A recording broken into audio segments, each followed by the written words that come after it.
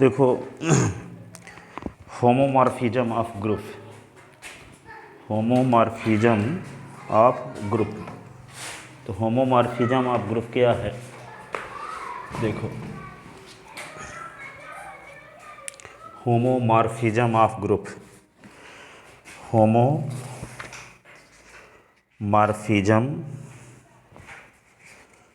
Of A group. ठीक है, लिखो होमोमॉर्फिज्म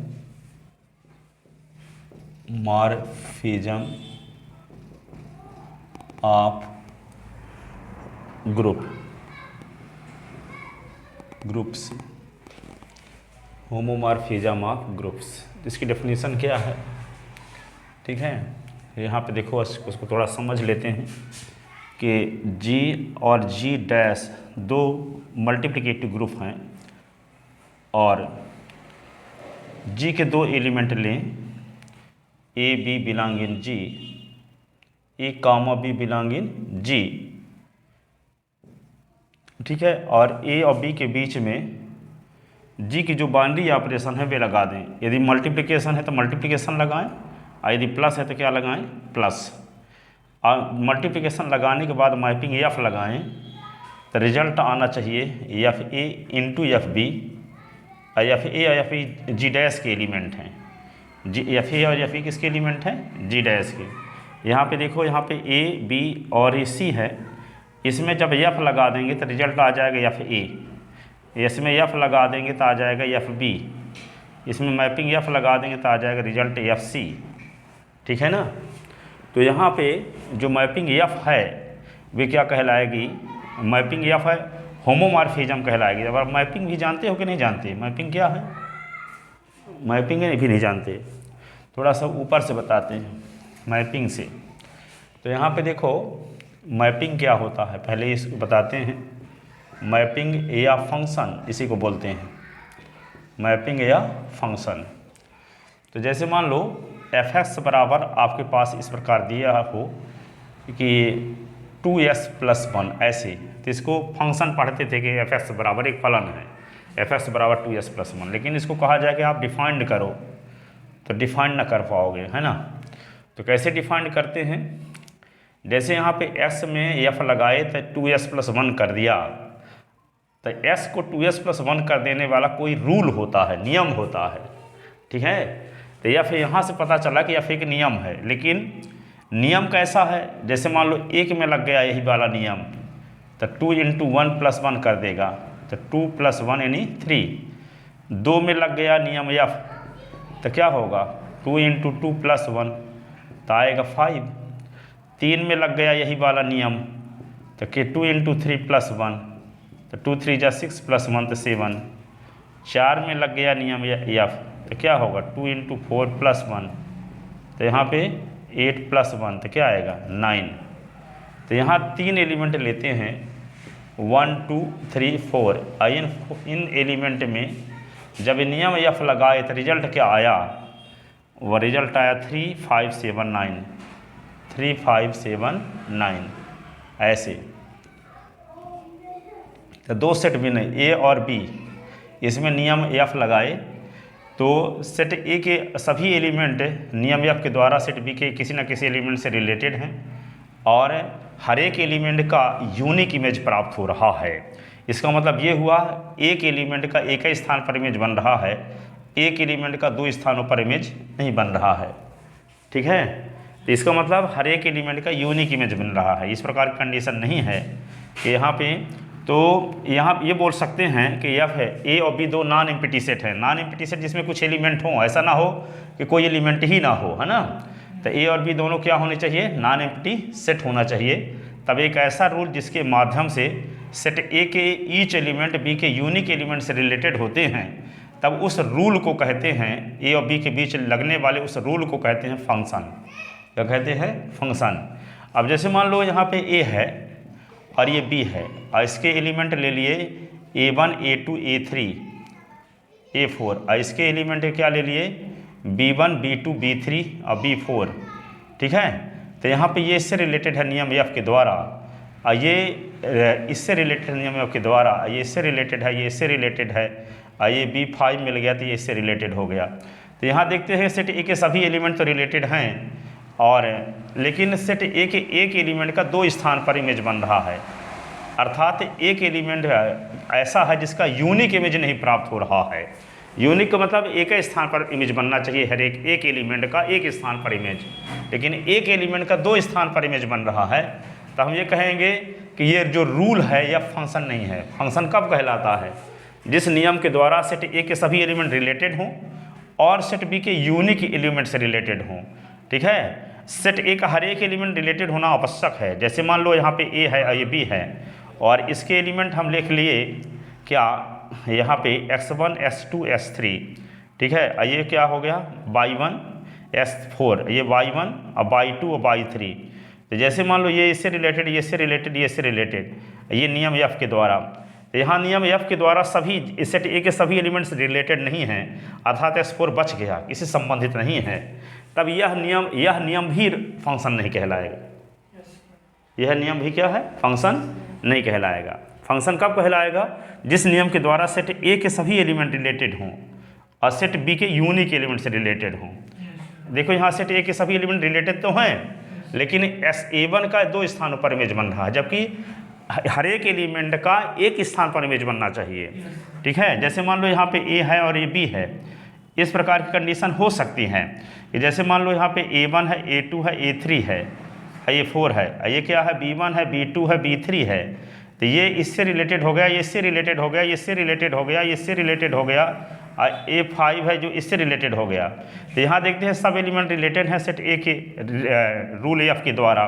ठीक है, और हर एक एलिमेंट का यूनिक इमेज भी बन रहा है, क्योंकि इसका एक ही स्थान पर इमेज बन रहा है, इसका भी एक ही स्थान पर इमेज बन रहा है, इसका भी एक ही स्थान पर इमेज बन रहा है, लेकिन इसमें एक एलिमेंट का 2 स्थानों पर इमेज बन रहा था। ठीक है, तो यहाँ पर ये वाला रूल फंक्शन है, पर ये वाला रूल फंक्शन नहीं है। ठीक है, ये वाला रूल भी फंक्शन नहीं है, क्योंकि सेट ए का हर एक एलिमेंट रिलेटेड होना चाहिए। ठीक है, और यहाँ पे जैसे मान लो ए है, ये बी है, और इस प्रकार कंडीशन हो, जैसे मान लो A1 A2 A3 A4, ये क्या है B1 B2 B3 B4 B5 ऐसे। तो ये इससे रिलेटेड, ये इससे रिलेटेड, ये इससे रिलेटेड, ये इससे रिलेटेड, ये नियम एफ है, ये रूल एफ फंक्शन कहलाएगा, क्योंकि सेट ए के हर एक एलिमेंट रिलेटेड हैं और हर एक एलिमेंट का यूनिक इमेज भी है, और दूसरे सेट का एलिमेंट बच सकता है, पहले सेट का बचना नहीं चाहिए। जैसे यहाँ पे रूल ये एफ है, फंक्शन नहीं है, क्योंकि सेट ए का एलिमेंट x4 किसी से संबंधित नहीं है रूल एफ के द्वारा, लेकिन सेट ए के हर एक एलिमेंट संबंधित है रूल एफ के द्वारा। बी का बच जाए तो बच जाए, लेकिन ए का नहीं बचना चाहिए। ठीक है, तो यहाँ पे ये रूल एफ फंक्शन है, लेकिन यहाँ ये रूल एफ फंक्शन नहीं है। ठीक है, यहाँ पे कई एलिमेंट का एक स्थान पर इमेज बन सकता है, पर एक एलिमेंट का कई स्थानों पर इमेज नहीं बनना चाहिए। ठीक है, ठीक है, तो यहाँ पे डिफाइंड कैसे कर पाएंगे कि ए और बी 2 नॉन एम्प्टी सेट हों, तब एक ऐसा रूल जिसके माध्यम से सेट ए के सभी एलिमेंट या सेट ए का ईच एलिमेंट सेट बी के यूनिक एलिमेंट से रिलेटेड हो, तब ए और बी के बीच लगने वाले ऐसे रूल को फंक्शन कहते हैं। ऐसे रूल को क्या कहते हैं? फंक्शन। तो जैसे यहाँ पे ये रूल या फंक्शन है, तो जब ए और बी के बीच में कोई रूल यदि फंक्शन हो गया, तो पहले सेट को कहते हैं फंक्शन एफ का डोमेन, और दूसरे सेट को कहते हैं फंक्शन एफ का कोडोमेन। तो यहाँ पे ये पूरा कोडोमेन कहलाएगा, और ये कहलाएगा फंक्शन एफ का डोमेन कहलाएगा, पूरे एलिमेंट का कलेक्शन, और ये पूरे एलिमेंट का कलेक्शन कोडोमेन कहलाएगा। लेकिन कोडोमेन के उन एलिमेंट का कलेक्शन जो डोमेन के किसी न किसी एलिमेंट से रिलेटेड हों, फंक्शन एफ का रेंज कहलाता है। तो यहाँ पे B1 B2 B3 B4 क्या होंगे? फंक्शन एफ का रेंज होगा, लेकिन B1 B2 B3 B4 B5 क्या होगा? कोडोमेन होगा। ठीक है, कोडोमेन होगा। ठीक है, समझ में आया ना? तो ए और बी 2 नॉन एम्प्टी सेट हों, तब एक ऐसा रूल जिसके माध्यम से सेट ए के ईच एलिमेंट सेट बी के यूनिक एलिमेंट से रिलेटेड हों, तब ए और बी के बीच लगने वाले ऐसे रूल को क्या बोलते हैं? फंक्शन। फंक्शन या मैपिंग। ठीक है, फंक्शन या मैपिंग क्या बोलते हैं? फंक्शन या मैपिंग। ठीक है, तो लिखते हैं थोड़ा सा मैपिंग की डेफिनेशन लिख लो आप भी। Mapping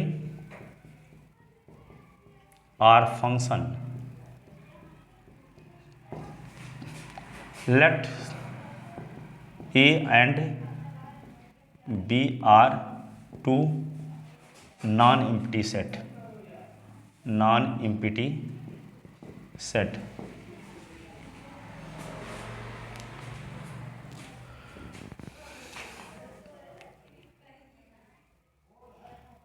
then a rule F from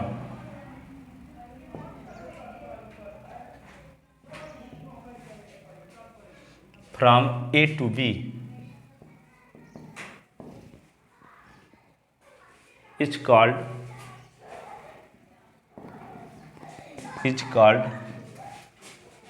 mapping or function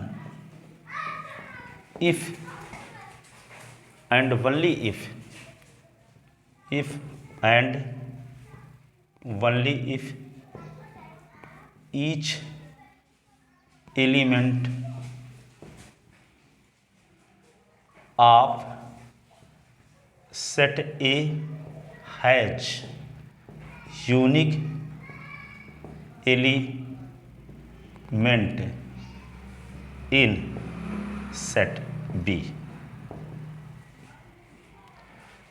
Let A and B are two non-empty set, then a rule F from A to B is called mapping or function if and only if each element of set A has unique element in set B.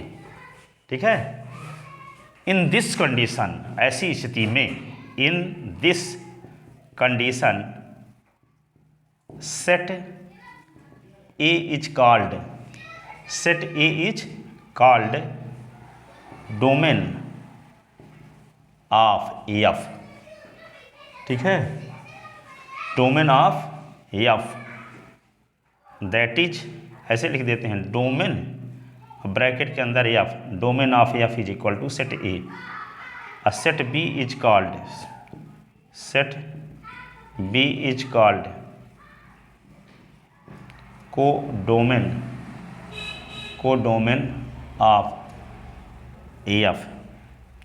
ठीक है, that is, को लिखेंगे और फिर dough bracket के अंदर F, codomain of F is equal to set B. ठीक है,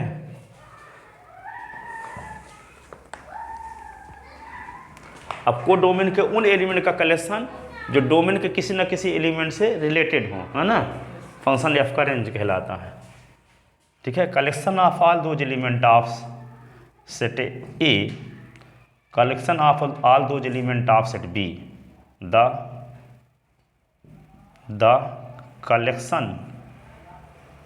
collection of all those element of set B which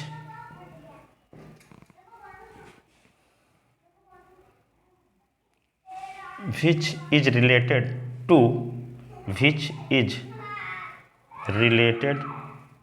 to any element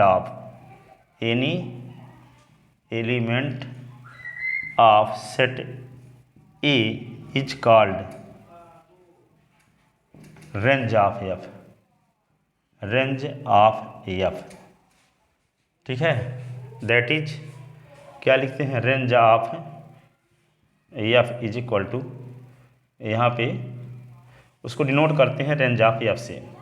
जैसे एग्जाम्पल लेते हैं एक, यहाँ लिखे देते हैं डायग्राम फर्स्ट, इसको लिख लेते हैं। तो इन डायग्राम फर्स्ट, इस डायग्राम के माध्यम से इस समझाते हैं पूरी बात। इन डायग्राम फर्स्ट, हाँ सब बना लो। इन डायग्राम, ए नाम रख लेते हैं फर्स्ट, तो इधर है। इन डायग्राम ए,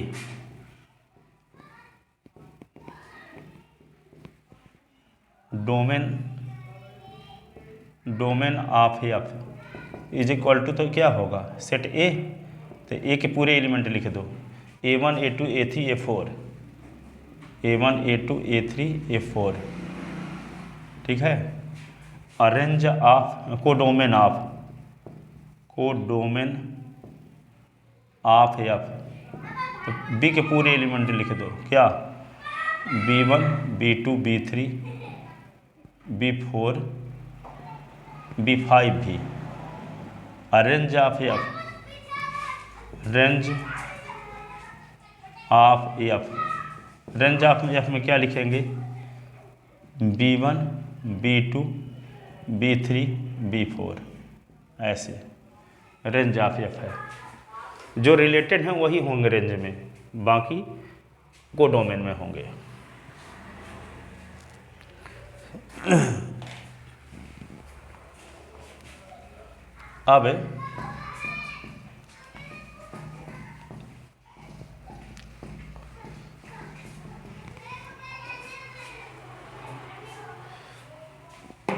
अब क्या देखो, इतना लिख लिए, domain of F, codomain of F, range of F, B1 B2 B3 B4।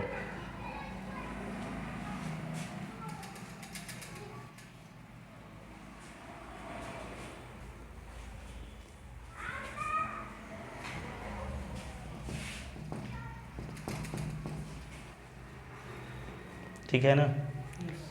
अब देखो, जैसे इस डायग्राम में हम देखते हैं, इस वाले में ये A हो गया, ये B है। तो यहाँ पे मैपिंग एफ के द्वारा डोमेन के भिन्न भिन्न एलिमेंट कोडोमेन के भिन्न भिन्न एलिमेंट से रिलेटेड हैं। ठीक है, डोमेन के भिन्न भिन्न एलिमेंट कोडोमेन के भिन्न भिन्न एलिमेंट से रिलेटेड हैं कि नहीं।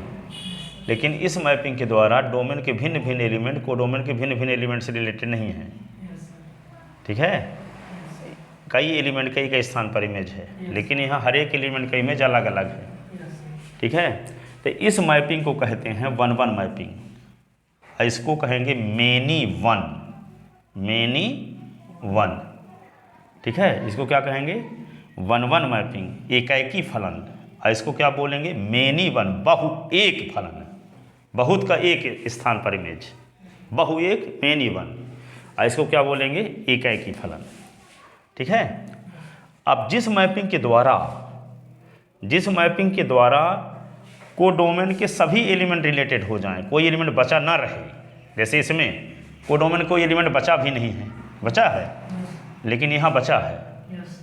तो जिसमें बचा नहीं है उसको कहते हैं आंटू, आच्छादक फलन, और जिसमें बच गया उसको कहते हैं अंतःक्षेपी फलन, इनटू मैपिंग। ये क्या है, आंटू मैपिंग है, क्योंकि कोडोमेन का हर एक एलिमेंट डोमेन के किसी न किसी एलिमेंट से रिलेटेड है। तो इसको कहेंगे आंटू मैपिंग, और इसको कहेंगे इनटू मैपिंग।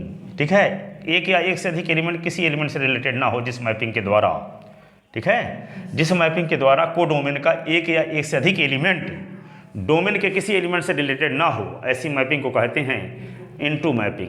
और जब कोडोमेन का ईच एलिमेंट डोमेन के किसी न किसी एलिमेंट से रिलेटेड हो तो ऐसी मैपिंग को क्या कहते हैं, ऑनटू।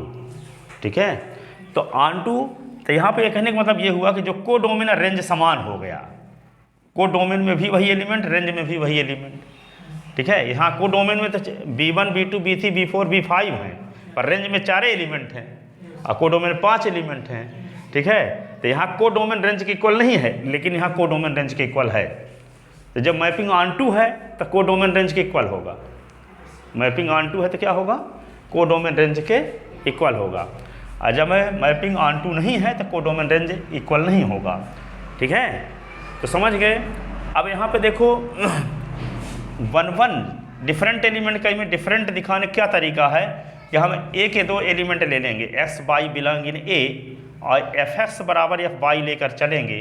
और यदि ये दिखाने में कामयाब हो गए, एक्स बराबर बाई प्राप्त कर लिए, तब मैपिंग एफ को कह देते हैं वन वन है। मैपिंग एफ को क्या कह लेते हैं, वन वन। यदि हम सेट ए के दो एलिमेंट लें एक्स और बाई, और दोनों में एफ लगा दें, और एफ लगा के दोनों को इक्वल कर दें, इसका मतलब दोनों का इमेज बराबर लेकर चलें। ठीक है, तो एक्स बराबर बाई आ जाए तो इसको कहते हैं इमेज, और इसको कहते हैं प्री इमेज। जिसमें एफ लगा है तो उसको इमेज बोलेंगे। तो यदि सेट ए के दो एलिमेंट इस प्रकार लें कि दोनों का इमेज बराबर लेकर चलें, तो जब दोनों का इमेज बराबर लेकर चलें तो प्री इमेज भी बराबर आ जाता है। तो ऐसी मैपिंग एफ को क्या कहते हैं? 1-1। ठीक है, एक ही फलन कहते हैं। ठीक है, आच्छादक फलन किसे कहते हैं? आच्छादक फलन उसे कहेंगे, हाँ, कोडोमेन का हर एक एलिमेंट डोमेन किसी न किसी एलिमेंट से रिलेटेड हो। इसके लिए हम क्या करेंगे? कोडोमेन का कोई आर्बिट्रेरी एलिमेंट लेते हैं बाई, अब बाई के करेस्पॉन्डिंग डोमेन में यदि एस मिल जाता है जिसमें एफ लगाते हैं तब आ जाता है बाई। इसका मतलब ये हो जाता है कि कोडोमेन का हर एक एलिमेंट का प्री इमेज डोमेन में है। ठीक है, अर्थात कोडोमेन के हर एक एलिमेंट डोमेन किसी न किसी एलिमेंट से रिलेटेड है, भले हो चाहे ना हो। पर क्या करें, हम कोडोमेन का कोई आर्बिट्रेरी एलिमेंट लें और उस एलिमेंट के करेस्पॉन्डिंग डोमेन में एक ऐसा एलिमेंट मिलता है जिसमें एफ लगाते हैं तब वे एलिमेंट आता है जो हम माने हैं। इसका अर्थ ये हो जाता है कि कोडोमेन का हर एक एलिमेंट डोमेन के किसी न किसी एलिमेंट से रिलेटेड है। और जब कोडोमेन का हर एक एलिमेंट डोमेन के किसी न किसी एलिमेंट से रिलेटेड है तो ऐसी कंडीशन में मैपिंग एफ कहलाती है ऑन टू। मैपिंग क्या कहलाती है? F onto. ठीक है ना, तो यहाँ पे 1-1 ऑन टू की ज़्यादा ज़रूरत पड़ेगी पूरे मैपिंग पढ़ाते समय। ठीक है, 1-1 ऑन टू, 1-1 ऑन टू। ठीक है, और जो मैपिंग 1-1 ऑन टू दोनों होती है उसको कहते हैं बाइजेक्टिव मैपिंग। ठीक है, जैसे यहाँ पे 1-1 मैपिंग है तो 1-1 मैपिंग को दूसरा नाम है injective mapping. Injective mapping, injective mapping जैसे में इंग्लिश हिंदी को कोई क्लिष्ट शब्द कड़ा शब्द रहता है उसका अनुवाद हिंदी में सरल शब्दों में करते हैं, है ना।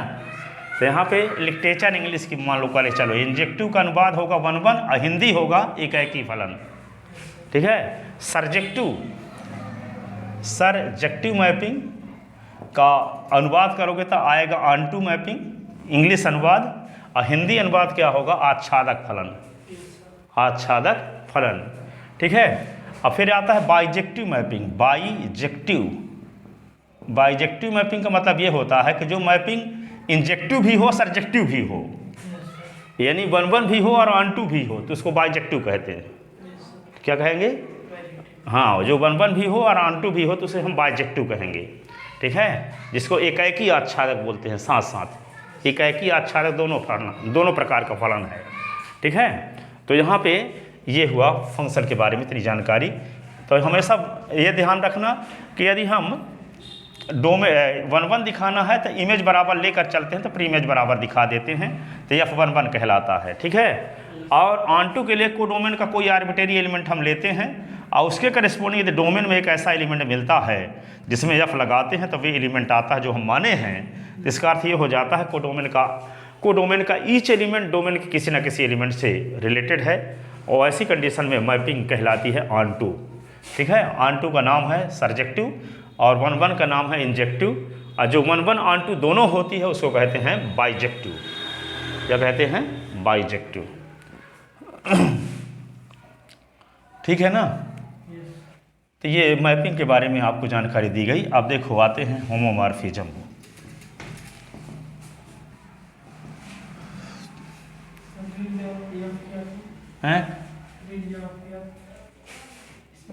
रेंज ऑफ एफ में जो एलिमेंट कोडोमेन के रिलेटेड थे उन्हीं भर को लिखा गया था।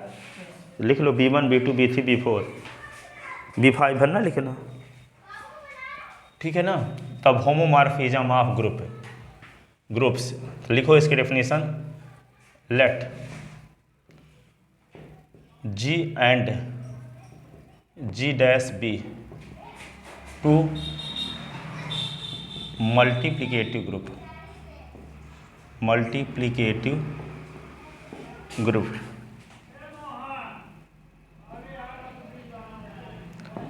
Let G and G dash be two multiplicative group and F G से G dash is a mapping। G से G dash में एक मैपिंग है F is a mapping, then mapping F is called homomorphism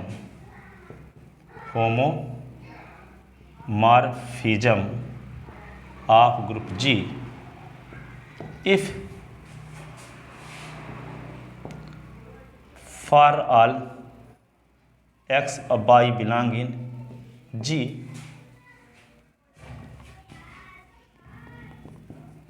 F X into Y is equal to F X और F Y.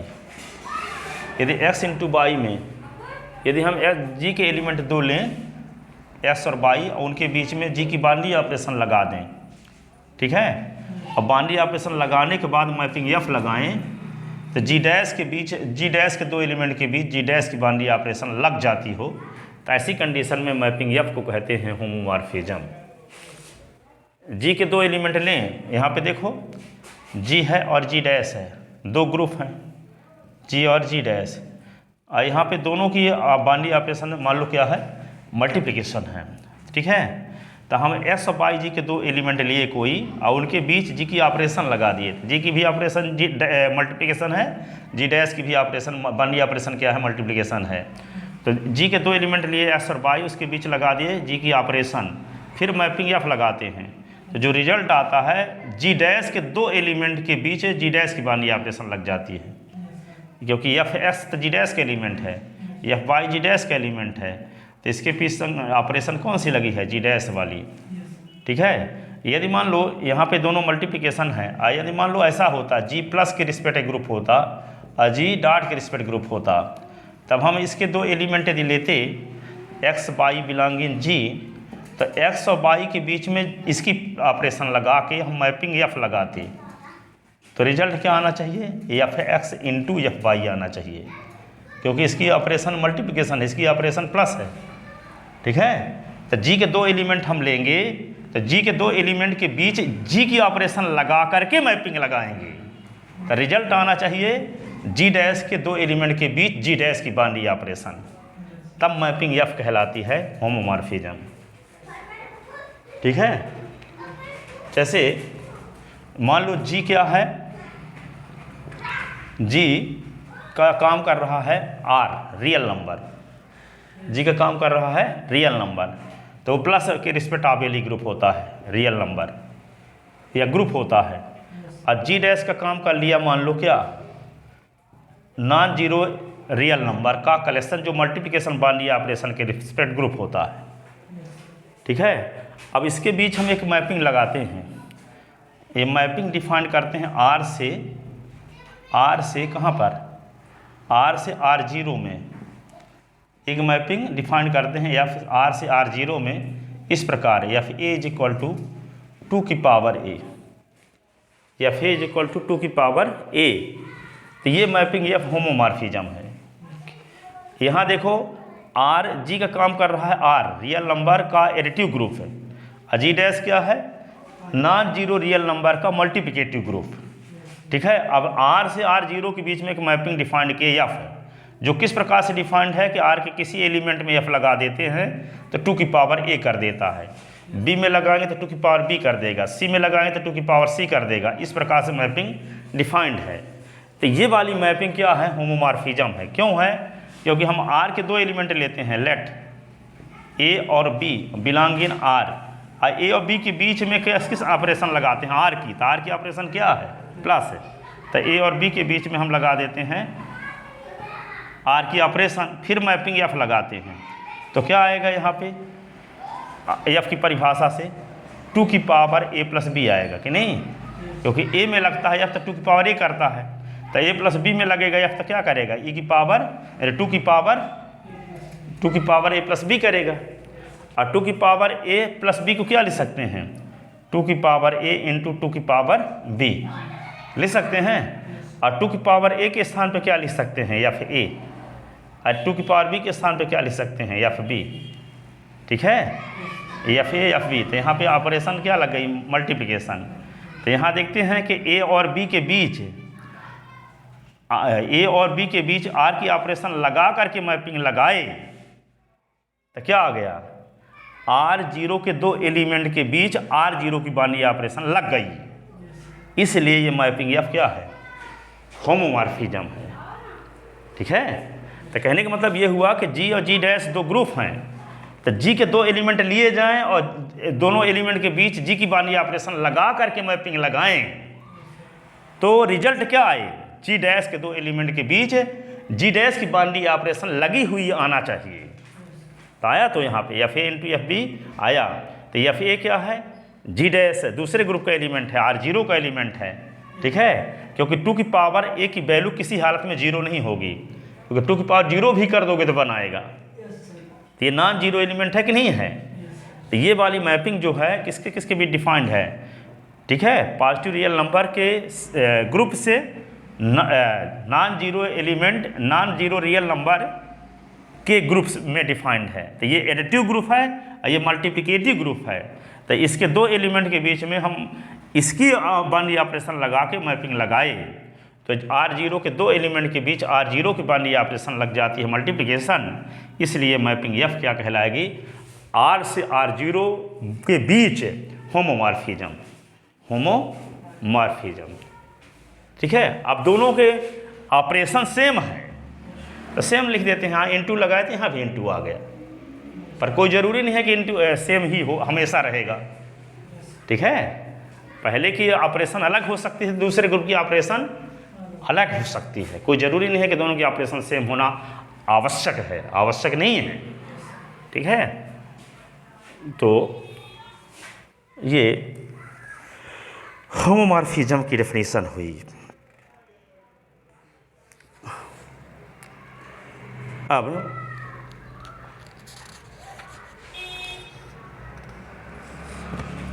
Colonel of homomorphism देखो आगे, kernel of homomorphism,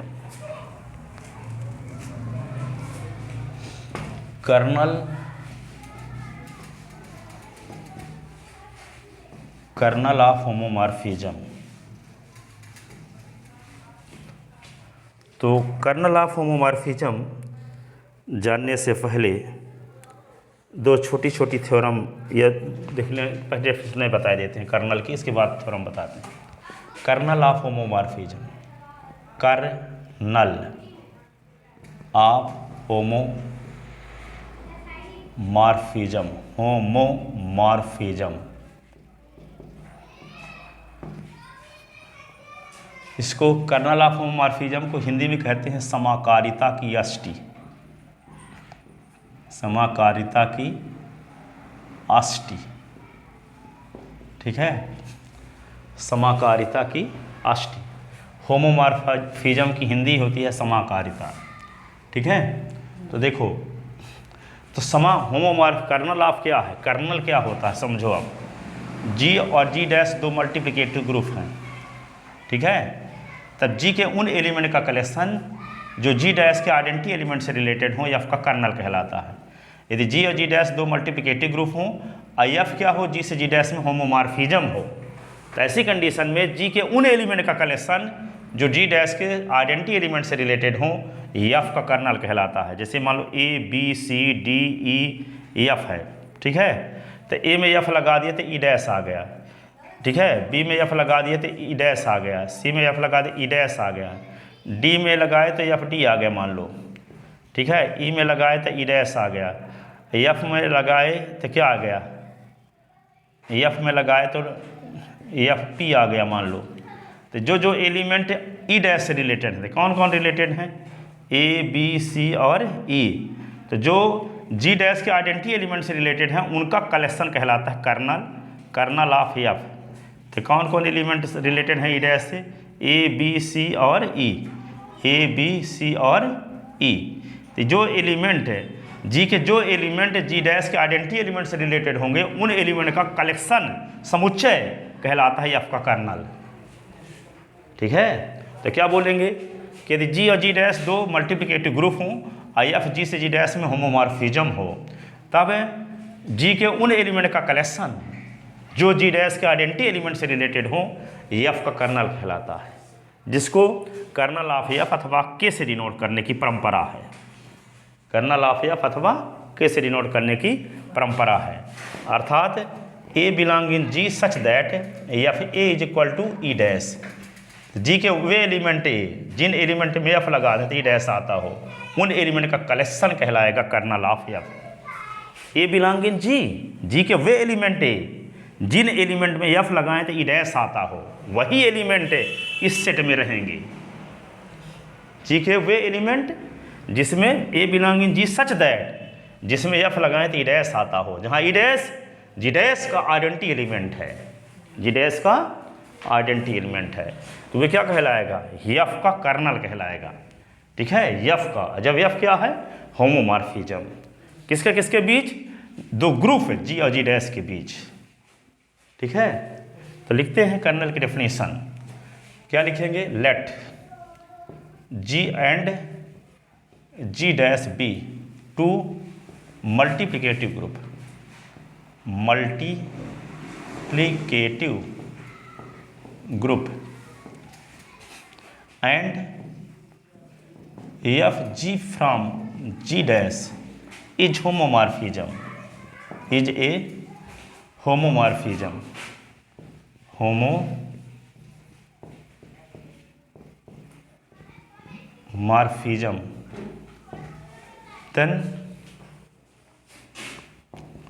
then collection of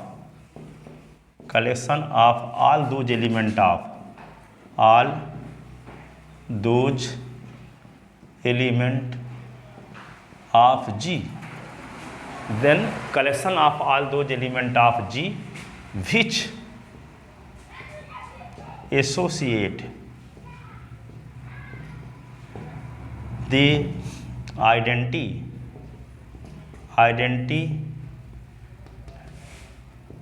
element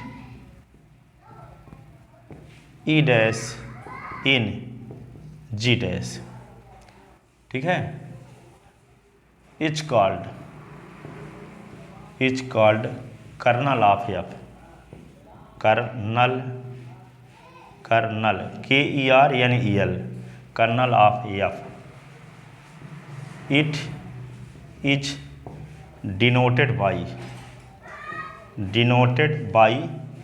KER लिख के bracket के अंदर F, kernel of F R capital K, that is K is equal to kernel of F is equal to, क्या लिख देते हैं, K is equal to kernel of F is equal to A belong in G such that FA is equal to E dash where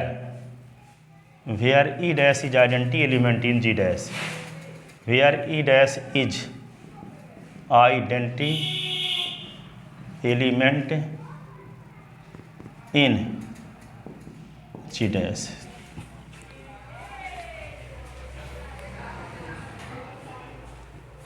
A belong in जी के उन element ए का collection जिसमें F लगाते हो तो ई डैश आता हो, ठीक है, फिर कर्नल के एलिमेंट कहलाएंगे।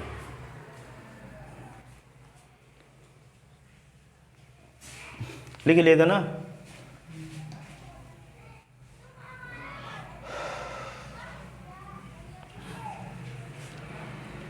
अब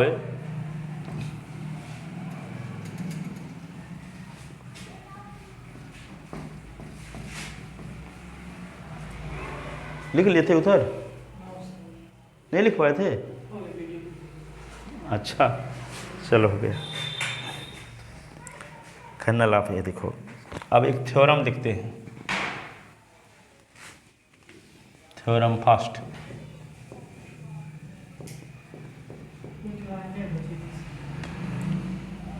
तो क्या लिखे हो, collection of all those element of, कहाँ तक लिखे हो,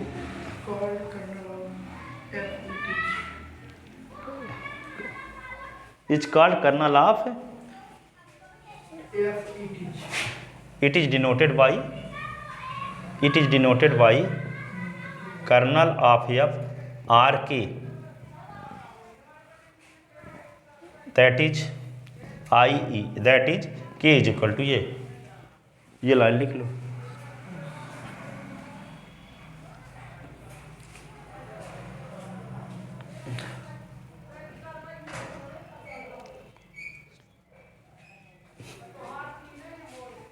ठीक है ना,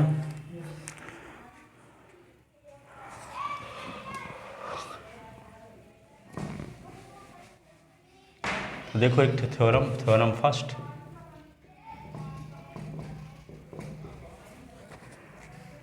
इफ़ एफ जी से G dash be a homomorphism, if F G से G dash be a homomorphism, homomorphism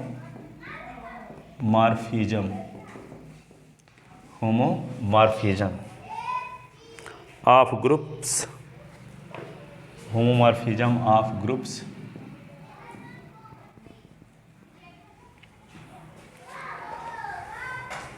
and E dash are identity element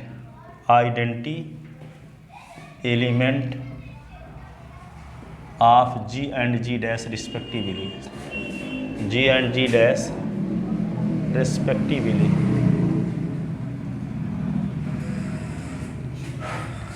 ठीक है। Then number first F E is equal to होता है E dash और number second F E का inverse is equal to F E का inverse बराबर F E का whole inverse.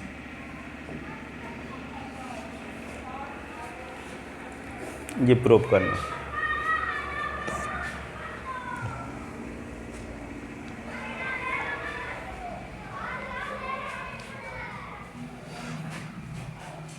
तो देखो यहाँ पे सुन लो, प्रूफ करते हैं इसका। तो let G and G dash be two multiplicative group, and F G from G dash is a homomorphism of groups, then we have to prove that,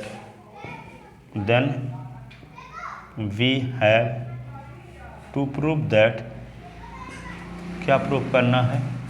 number first F E is equal to E dash, number second F E का inverse बराबर F E का whole inverse. ठीक है। तो ये prove करने के लिए हम क्या करेंगे? तो वी सी दैट तो देखो यहाँ पे एफ ए में ई डैश का मल्टीप्लाई करोगे तो कोई फर्क नहीं पड़ेगा, क्योंकि एफ ए जी डैश का एलिमेंट है और ई डैश जी डैश का आइडेंटिटी एलिमेंट है। ठीक है ना। जैसे मान लो जी के एलिमेंट कैसे होंगे, ये जी है और ये जी डैश है, तो जी के एलिमेंट होंगे ए बी सी और जी डैश के भी एलिमेंट होंगे F A F B F C. ठीक है। और इसका आइडेंटिटी एलिमेंट ई डैश है, इसका आइडेंटिटी एलिमेंट ई है। ठीक है। तो ए में ई का गुणा करेंगे तो ए में कोई फर्क नहीं पड़ेगा, ए ही आ जाएगा। बी में ई का गुणा करेंगे तो बी ही आ जाएगा। सी में ई का गुणा करें तो सी ही आ जाएगा। इसी प्रकार एफ ए में ई डैश का गुणा करेंगे तो एफ ए ही आ जाएगा। एफ बी में ई डैश का गुणा करेंगे तो एफ बी ही आ जाएगा। और एफ सी में ई डैश का गुणा करेंगे तो एफ सी ही आ जाएगा, क्योंकि ई डैश जी डैश का आइडेंटिटी एलिमेंट है और ई जी का आइडेंटिटी एलिमेंट है। ठीक है। तो यहाँ पे देखो एफ ए जी डैश के एलिमेंट है कि नहीं है, और ई डैश भी जी डैश के एलिमेंट है, तो इनके बीच में गुणा लगाएंगे तो इस एफ ए में कोई फर्क नहीं पड़ेगा, आ जाएगा ना। तो यहाँ पे क्या लिख देंगे, एफ ए ही आ जाएगा by definition of identity element. Reason क्या लिखोगे, by definition of identity element. ठीक है। अब देखो एफ ए लिखा है तो हम इसको क्या लिख सकते हैं, ए में ई का गुणा करें तो कोई फर्क नहीं पड़ेगा, ए में ई का गुणा करें तो कोई फर्क नहीं पड़ेगा। तो ए ई ए के स्थान पे ए ई भी लिख सकते हैं, क्योंकि ए ई बराबर ए होता है, क्योंकि ई आइडेंटिटी एलिमेंट है जी का और ए जी का एलिमेंट है, तो ए और ई का गुणा करने से ए ही आएगा। तो जहाँ ए है वहाँ ए ई लिखा जा सकता है। अब एफ होमोमॉर्फिज्म भी न है, तो अलग अलग एफ कर देते, या फिर ए कर देंगे या फिर ई कर देंगे। क्योंकि एफ होमोमॉर्फिज्म है। यहाँ भी लिख दोगे by definition of identity element.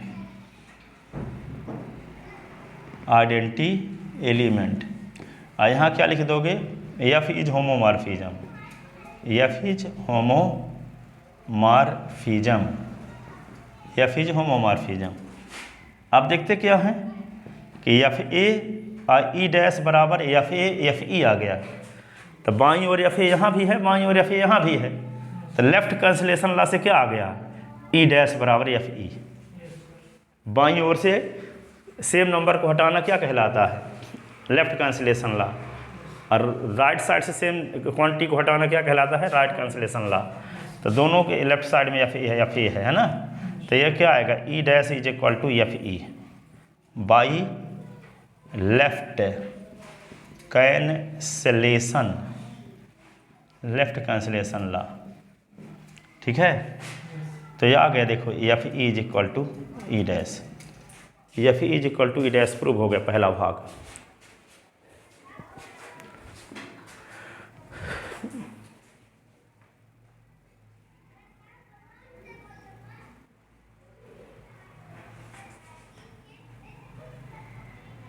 ठीक है, अब देखो दूसरा भाग।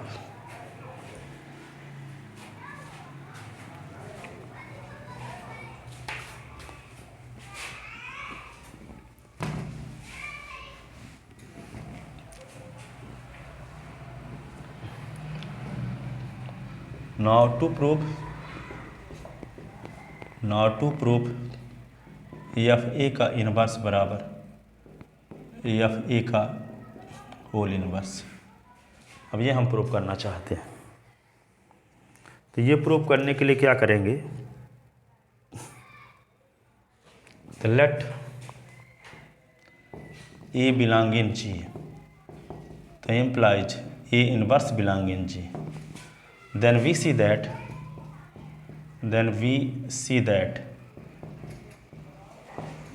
ये तो जानते हो कि ए और ए इनवर्स मिलके क्या होगा, ई, ए और ए इनवर्स मिलके क्या होगा, E, by definition of inverse element, definition of inverse element.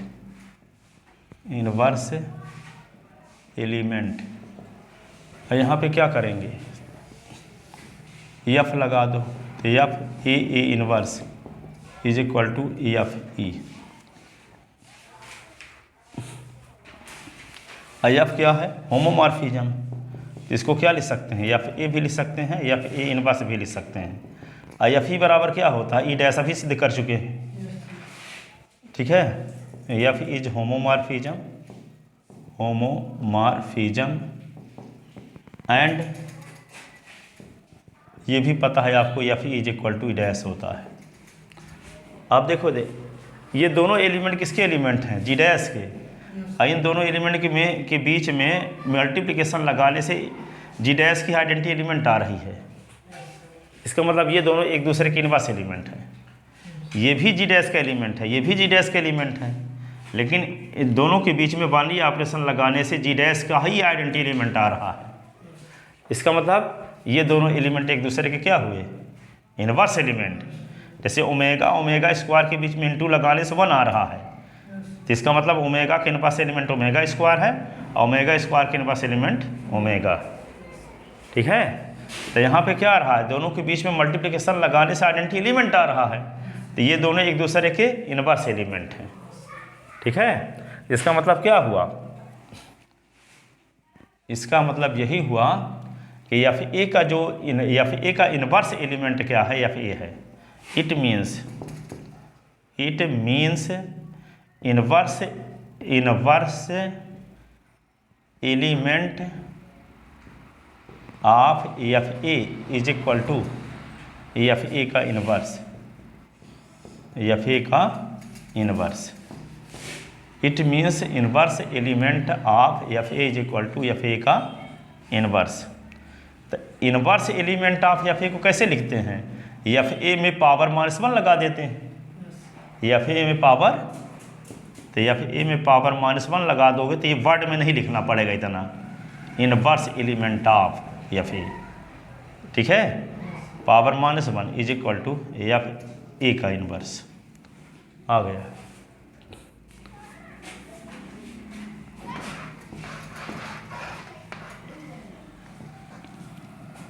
लिख लेते ना,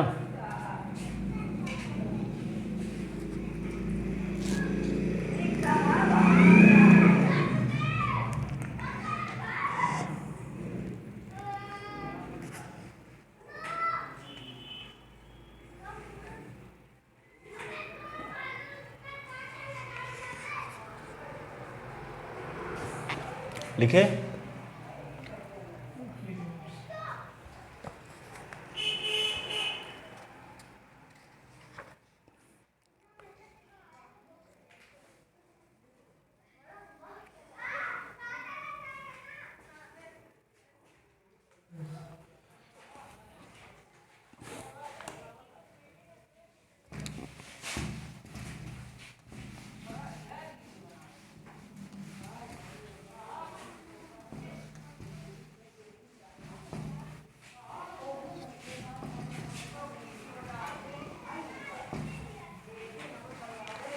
तो लिखो first theorem on homomorphism, FIRST, first theorem on homomorphism, first theorem on homomorphism, first theorem on homomorphism.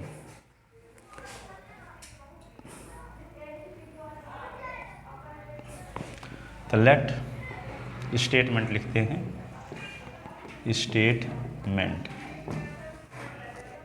If F from G to G dash is homomorphism, is homomorphism, F क्या है, G से G dash में homomorphism है of group G, of group G, of group G into G dash, then kernel के,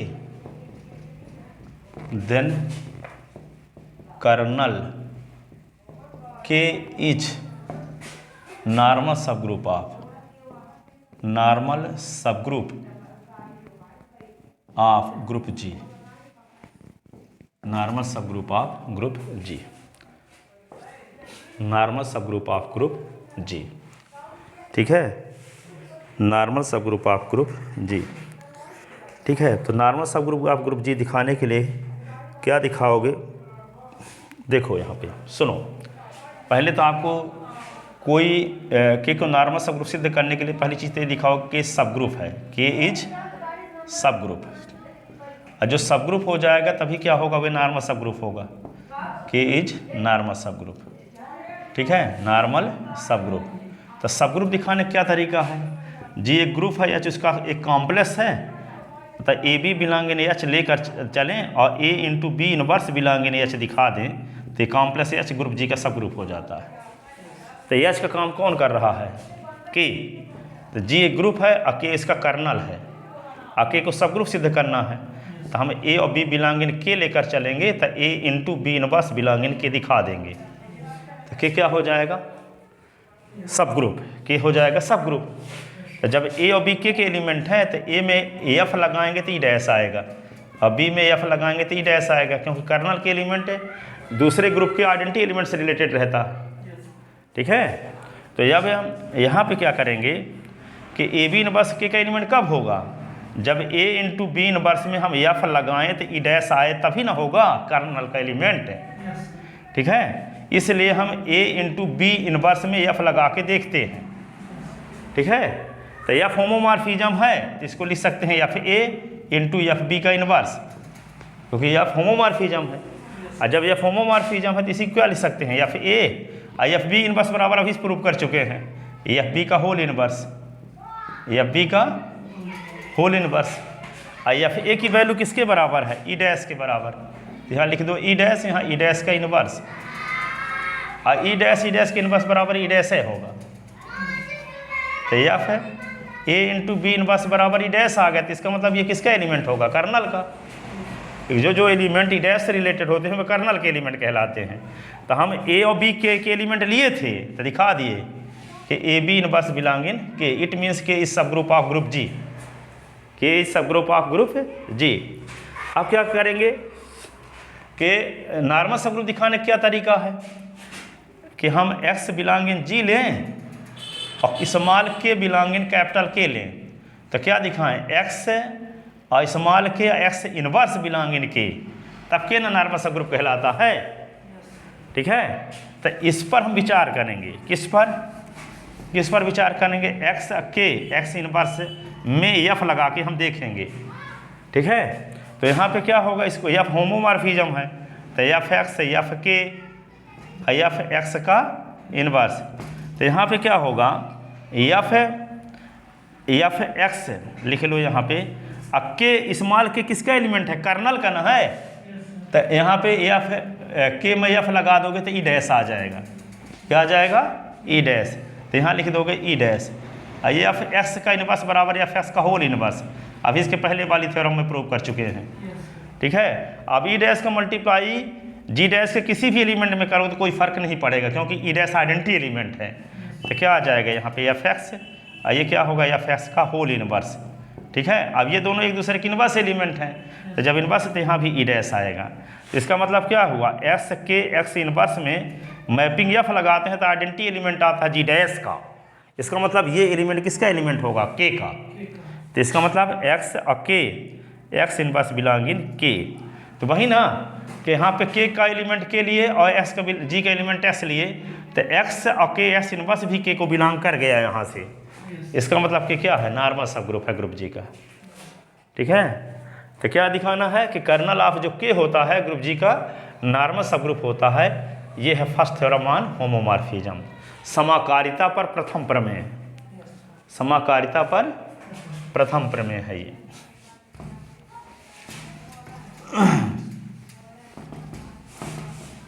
ठीक है ना, तो देखो इसको प्रूफ करते हैं। Proof, let G and G dash be to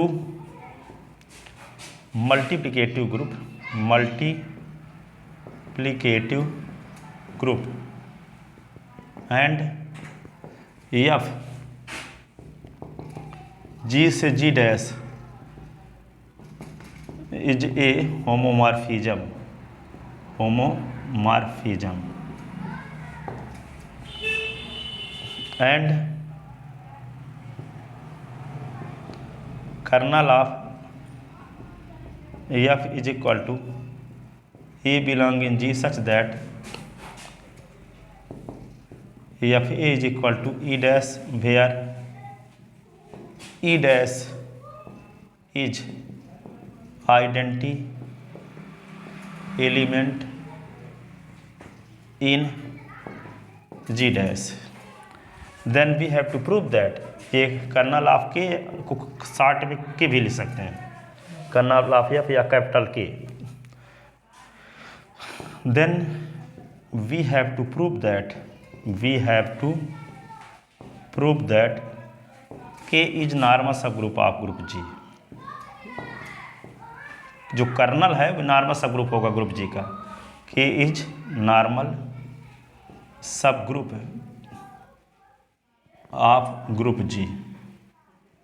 ठीक है, firstly we have to show that for it, इसके लिए firstly FIRSTLY we have to show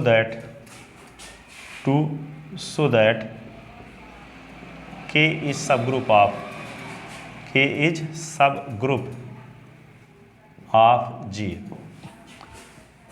ठीक है, तो लेट क्या करते हैं, लेट ए अकामा बी बिलोंगिंग के, तो employees F A is equal to E dash I F B is equal to E dash by definition of kernel, by definition of kernel, kernel, ठीक है, बाय डेफिनेशन ऑफ कर्नल, ठीक है। तो यहाँ पे क्या करेंगे हम अब, तो we see that A into B inverse में एफ लगा के देखते हैं, ए इंटू बी इनवर्स में एफ लगा के देखते हैं। यदि एफ लगा के देखने से यदि ई डैश मिल गया तो इसका मतलब ए बी इनवर्स भी किसका एलिमेंट हो जाएगा, के का। अब जानते भी हो आप कि जी का एक कॉम्प्लेक्स एच ग्रुप जी का सब ग्रुप होता है। यदि A B belong in H लें और दिखा दें A B inverse belong in H तो क्या हो जाता है, सब ग्रुप, ठीक है। तो we see that A B inverse F A B inverse पर विचार करते हैं। तो यहाँ पे एफ ए लिख सकते हैं, इसको एफ बी लिख सकते हैं, एफ बी इनवर्स। रीजन क्या लिखेंगे, F is homomorphism, F is homomorphism, homomorphism F A, और इसको क्या लिख सकते हैं, एफ बी का होल इनवर्स, एफ बी का होल इनवर्स। अब यहाँ पे जब यहाँ से देखो एफ ए बराबर ई डैश है कि नहीं है, यहाँ एफ बी बराबर ई डैश, तो यहाँ भी ई डैश लिख दो और यहाँ भी ई डैश लिख दो, यहाँ इनवर्स तो ई डैश है आएगा। तो एफ ए और बी इनवर्स बराबर ई डैश आ गया।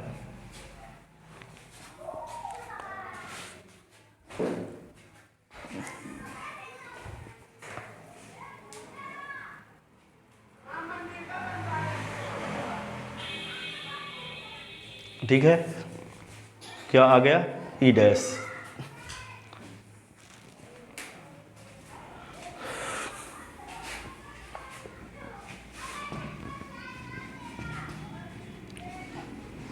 तो ये वाली नीचे वाली लाइन नहीं आ रही तो दोबारा लिख देते हैं ऊपर, एफ ए बी इनवर्स बराबर क्या आ गया, ई डैश। तो जो एलिमेंट ई डैश से रिलेटेड होते हैं वो किसके एलिमेंट कहलाते हैं, कर्नल के। तो क्या हो गया, implies A B inverse belong in kernel of K, kernel of F, ठीक है। तो since for A comma B belong in K implies A into B inverse belong in K, it means K is sub group of group G. It means जिसका अर्थ है, means K is sub group of group G, K is sub group of group G, ठीक है। अब क्या करोगे, now we have to show that K is normal, now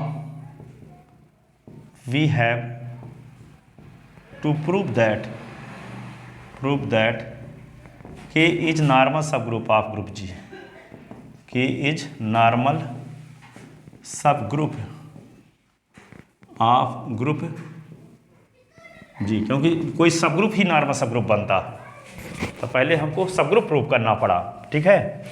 तो क्या करेंगे, लेट स्मॉल के बिलोंग इन कैपिटल के, ठीक है।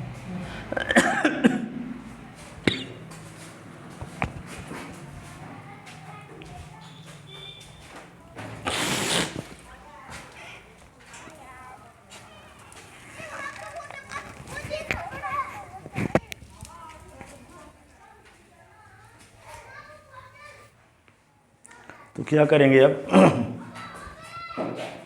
के को नॉर्मल सब ग्रुप सिद्ध करने के लिए के का कोई आर्बिट्रेरी एलिमेंट लेते हैं के, है ना, स्मॉल के बिलोंग इन के और एक्स बिलोंग इन जी लेते हैं। Then we see that X और स्मॉल के एक्स इनवर्स में एफ लगा के देखते हैं, ठीक है। देखो यहाँ पे जब के कर्नल के एलिमेंट है तो स्मॉल के में एफ लगा देंगे तो क्या आ जाएगा, ई डैश आएगा कि नहीं।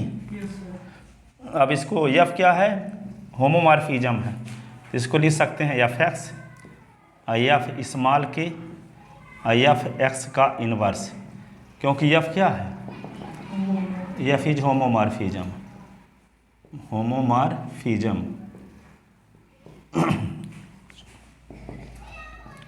अब इसको क्या लिख सकते हैं, एफ एक्स, इसको लिख सकते हैं ई डैश एफ एक्स का होल इनवर्स। ठीक है, अब ई डैश से गुणा करो तो कोई फर्क पड़ेगा नहीं, तो एफ एक्स का होल इनवर्स। ठीक है, अब इसको क्या लिख सकते हैं, एफ एक्स और F x dash, F x का इनवर्स, ये दोनों किसके एलिमेंट हैं, जी डैश के, और जी डैश का एक एलिमेंट है, वो जी डैश के एलिमेंट का इनवर्स एलिमेंट है, तो यहाँ ई डैश ही आएगा।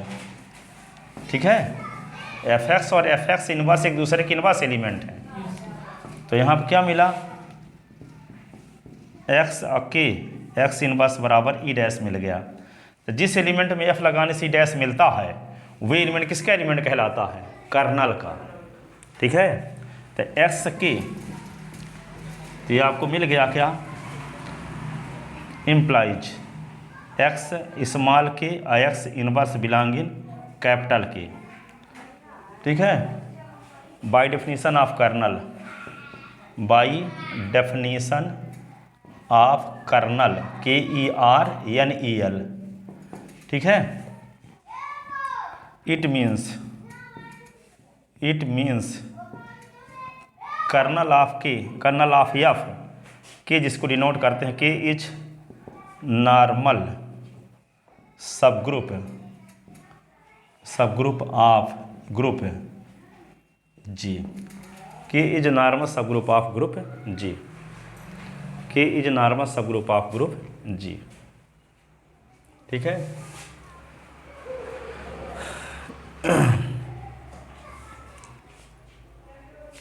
अब देखो, अब इसके आगे कल बताएंगे सेकंड होमोमॉर्फिज्म थ्योरम और third homomorphism theorem, first isomorphism theorem. हाँ ठीक है, जाओ।